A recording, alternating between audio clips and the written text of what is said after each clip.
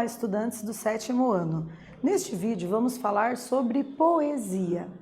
Vocês com certeza já pararam para analisar a estrutura de um poema.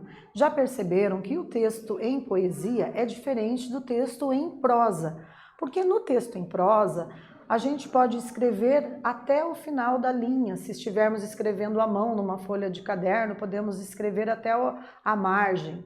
Se estivermos digitando, podemos ir até o final também da linha, que a margem é diferente, né? No digitado ela não aparece necessariamente uma linha vermelha delimitando o espaço da escrita, né? Ela já é automaticamente programada lá pelo editor de texto, seja o Microsoft Word, seja o BR Office, enfim, qualquer editor de texto programa ali a margem, né? Permite que o usuário faça essa programação. Então, o que a gente percebe? Que na poesia, as palavras não vão necessariamente até o final da linha, então, digamos assim, né? Elas podem vir até a metade da linha, ou até um pouco antes, um pouco depois, vai depender ali da intencionalidade de demarcar um ritmo sonoro, uma harmonia, uma musicalidade para a poesia, e essa intencionalidade advém de quem escreve, do poeta ou da poetisa. Então, vamos estudar um pouquinho aí com mais detalhes esse gênero textual. Observem aqui que os objetivos consistem em fazer a leitura de um poema, identificar as marcas linguísticas do texto e compreender um dos elementos que constroem o texto. Você gosta de ler poemas? Então, nesta aula, vamos ler um poema sobre uma das estações do ano. Começando a leitura, então. Acompanhem aqui comigo. A primavera, coro das 4 estações. Cantemos fora a tristeza, saudemos a luz do dia, saudemos a natureza, já nos voltou a alegria. Eu sou a primavera, está limpa a atmosfera e o sol brilha sem véu. Todos os passarinhos já saem dos seus ninhos, voando pelo céu. Há risos na cascata, nos lagos e na mata, na serra e no vergel. Andam os beija-flores, pousando sobre as flores, sugando-lhes o mel. Dou vida aos verdes ramos, dou voz aos gaturanos e paz aos corações. Cubro as paredes de era, eu sou a primavera, a flor das estações. Então vejam que aqui nós temos uma poesia escrita por Olavo Bilac. Ele escreveu essa poesia num livro intitulado Poesias Infantis.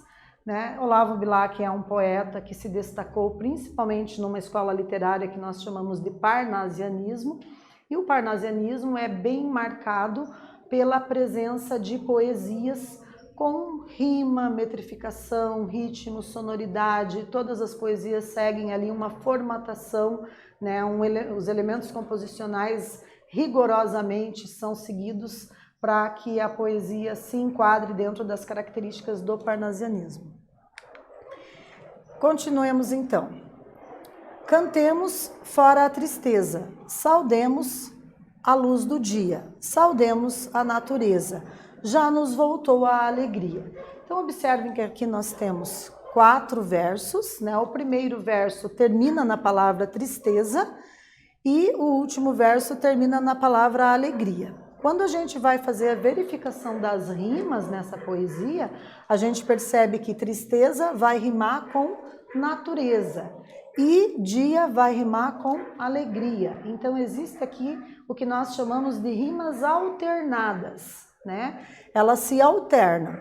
É perceptível aqui que os elementos fônicos que constituem o final da última palavra de cada verso são semelhantes, Então, tristeza, natureza, porém, se alterna, Não é paralela como seria se fosse na sequência, Se a palavra natureza tivesse escrita ali no final do segundo verso. Na sequência do primeiro verso, nós teríamos tristeza e no segundo já natureza. Aí teríamos rimas paralelas. Esse não é o caso aqui. Aqui a gente tem as rimas alternadas. Tristeza, dia, natureza, alegria, fazendo essa combinação de rimas alternadas. E vamos para a nossa primeira atividade, então. Eu sou a primavera, está limpa a atmosfera e o sol brilha sem véu. Todos os passarinhos já saem dos seus ninhos, voando pelo céu. Quem é o eu lírico nessa estrofe? Né? Então, quem é esse eu que se manifesta, essa manifestação, essa expressão de sentimentos? De quem será que é? E na segunda questão, que marcas no trecho evidenciam quem é esse eu? Né? Quais são as pistas que nós temos, as marcas linguísticas que nos permitem inferir quem é esse eu lírico, ok? Então, um tempo para vocês aquecerem aí as nossas discussões dessa aula respondendo a essa primeira atividade.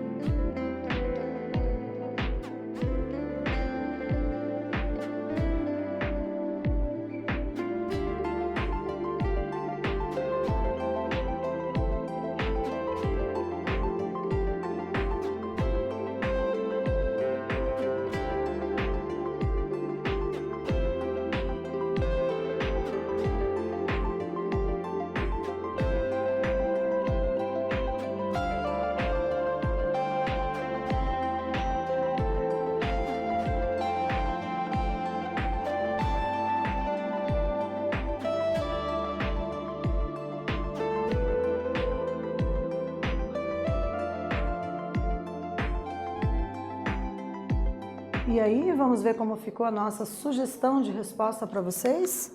Então, observem aqui que para a primeira questão, quem é o eu lírico nessa estrofe, a gente já tem como resposta a primavera, né? Então, como o título da poesia já anunciava, que é o coro das 4 estações, e a gente já tem aqui explicitado esse eu lírico, né, no primeiro verso, né? Quando diz ali eu sou a primavera, a gente já tem uma resposta que está explícita, ou seja, ela não está implícita, é diferente, né, de quando o leitor tem que tentar adivinhar qual seria a resposta baseando-se no conhecimento de mundo que ele tenha. Por quê? Porque aí ele tem que fazer correlações, né, e uma reflexão mais aprofundada para acertar. Aqui não, aqui nós temos a resposta de forma explícita, né, está esclarecido para o leitor ali logo no primeiro verso. E para a segunda questão, que marcas no trecho evidenciam quem é esse eu? Então nós temos a declaração no primeiro verso, né, essa afirmação, eu sou a primavera, e o uso dos pronomes e dos verbos em primeira pessoa, né? Então a gente tem essas características aqui para conseguir dar conta de responder de que forma que se manifesta esse eu lírico no caso dessa estrofe que estamos analisando, né? Percebam aqui que essa estrofe também é recheada por rimas, a gente tem ali no primeiro verso a palavra primavera rimando com atmosfera, né? Depois temos ali a palavra véu, que vai fazer uma rima com a última palavra do último verso da estrofe, né? A palavra céu, porque tem ali os mesmos elementos fônicos, os mesmos elementos sonoros compondo a palavra. E nós temos passarinhos rimando com ninhos, né? Percebam também a presença marcante aqui do S, né, que retoma o canto dos pássaros. Então aqui o poeta faz o que nós chamamos de aliteração, que é a repetição de consoantes para tentar reproduzir um efeito sonoro, né? E um efeito sinestésico também, porque a partir do momento que o leitor lê em voz alta essa estrofe, ele consegue perceber essa presença marcante da letra S, que não por acaso está aqui, né? As palavras foram escolhidas cuidadosamente para compor essa estrofe, fazendo essa retomada do canto dos pássaros representados pela letra S, né, que é um recurso que nós chamamos de aliteração, a repetição de consoantes com a intencionalidade de reproduzir os elementos sonoros e atribuir à estrofe maior melodia, mais musicalidade, mais ritmo sonoro, certo? Então vejam, o que são versos, né? Cada linha no poema é um verso. Então um verso é uma única frase em uma composição poética. O verso é o elemento que define a poesia, em oposição à prosa, escrita em parágrafos, né? Então o texto em prosa é aquele texto escrito no dia a dia, um artigo de opinião, uma carta, um bilhete, quando a gente escreve um bilhete para alguém, geralmente a gente faz um texto em prosa, dificilmente a gente vai fazer um bilhete em versos, né? E na literatura, embora a gente saiba que já foi escrito até relatos de guerra, né? A gente tem a presença marcante, por exemplo, da Ilíada e da Odisseia de Homero, quando ele narra como que foi a guerra entre gregos e troianos e narra tudo isso em versos, né? Então é possível que a gente tenha relatos históricos feitos de forma poética, né? Mas cotidianamente, recorrentemente, ao utilizar aí a língua escrita, as pessoas produzem textos em prosa. Quando produzem em versos, aí a gente está aqui analisando os elementos composicionais, as características, as especificidades dos versos, né, e das estrofes para compor uma poesia. Então nós temos aqui um exemplo, né? Há risos na cascata, vejam que não ocupou até o final da linha, né? Ali antes da metade da linha já foi interrompido o verso, foi feita uma vírgula e foi iniciado o verso seguinte. Então essa é uma das características dos versos, eles não necessariamente vão ocupar todo o espaço da linha disponível, seja no material impresso, escrito à mão ali, ou seja no material virtual, né? Aqui a gente tem há risos na cascata, nos lagos e na mata. Percebam também que cascata fez ali uma rima com mata, né? Por causa do som ali das últimas letras, fez uma composição sonora que faz a rima. E cada linha a gente chama de verso, cada conjunto de versos nós chamamos de estrofe, diferente do texto em prosa que a gente divide por parágrafos. Então vejam, os versos podem ser classificados quanto ao número de sílabas métricas, que são chamadas também de poéticas, né? E que são diferentes das sílabas gramaticais. Os versos dão ritmo, melodia e métrica a uma poesia. Vamos ver na prática um exemplo. Aqui nós temos o seguinte verso: eu sou a primavera. Observem que tem aqui, né, uma contagem de sílabas métricas, né?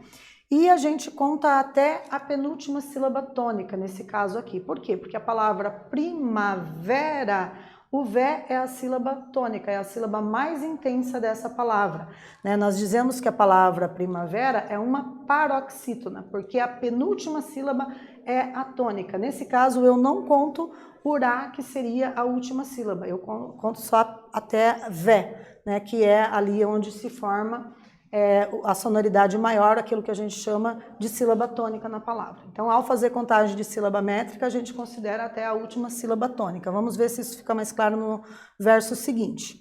Está limpa a atmosfera. Vejam que também atmosfera, o fé é a sílaba mais intensa da palavra atmosfera, portanto é a sílaba tônica, né? A sílaba mais forte.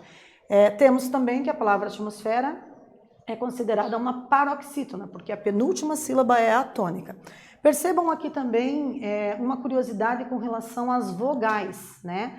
Se para compor o verso existe ali uma harmonia sonora entre as vogais, que no momento da fala dá a impressão que a gente só está falando uma única vez, então eu não conto cada vogal separadamente como se fosse uma divisão silábica normal, né? Eu conto pela melodia, pelo ritmo, pela sonoridade que o verso nos permite perceber. Então vamos ler de novo. Está limpa a atmosfera, né? Eu não vou, na hora de fazer a leitura em voz alta, fazer pausa. Está limpa a atmosfera. Esses as eu junto e falo de uma única vez, né? Está limpa a atmosfera como se fosse um único A.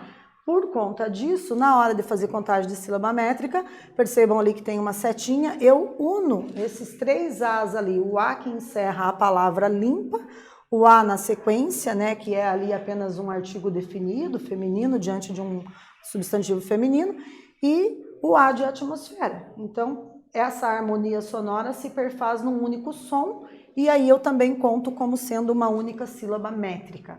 Certo? Então, com isso a gente aprende aqui a ter uma noção, né, de contagem de sílaba métrica, que é necessário no caso das poesias que a gente está analisando aqui, das estrofes, dos versos que estamos analisando nessa aula. Claro que vocês vão ver que também existem poesias que têm rimas livres, né, que tem outra composição que não necessariamente siga uma rima e uma métrica perfeita, como é característica lá dos poetas parnasianistas, né, que é o caso do que estamos analisando aqui. Então, temos também que o verso é hexassílabo. Por quê? Porque o verso é composto por 6 sílabas poéticas, né? Então, se vocês contarem a divisão, foram feitas 6 divisões. Então, portanto, chamamos de versos hexassílabos, né? Se fosse 7, seriam heptassílabos, octossílabos e por aí vai. Vamos para a nossa segunda atividade. Vou deixar aqui o fragmento da poesia para vocês analisarem. E aí a questão nossa é, de acordo com o eu lírico, o que é a primavera? E aí, de que forma que esse eu lírico sente, como que ele manifesta suas impressões sensoriais com relação à primavera? Mais um momento para vocês treinarem a proficiência na língua escrita, elaborando 2 ou 3 frases para responder a esse enunciado.